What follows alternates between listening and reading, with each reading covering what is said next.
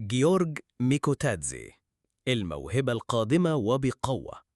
لاعب اكتشاف بكل المقاييس، وفي المستقبل القريب اللاعب ده هيولع سوق الانتقالات. تعالوا نعرف مع بعض مين هو ميكوتادزي وليه بقول عنه انه اكتشاف.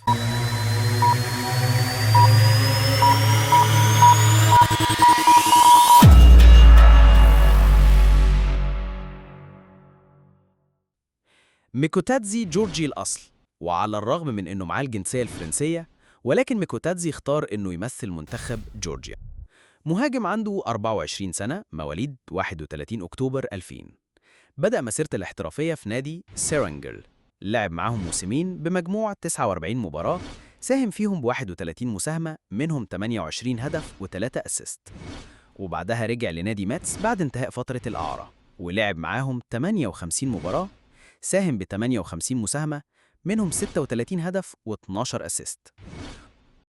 وبعدها انتقل لأياكس مقابل 16 مليون عشان يلعب معاهم النص الأول من الموسم.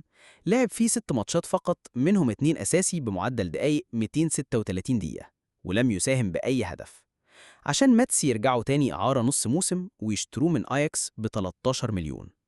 وبعد ما يرجع يتألق معاهم، يلفت إنظار كشافي ليون اللي فوراً تعاقدوا مع اللاعب مقابل 18.5 مليون يورو، ويلعب معاهم 34 مباراة، منهم 13 فقط كأساسي، ويساهم ب 17 هدف، منهم 11 هدف و6 أسيست.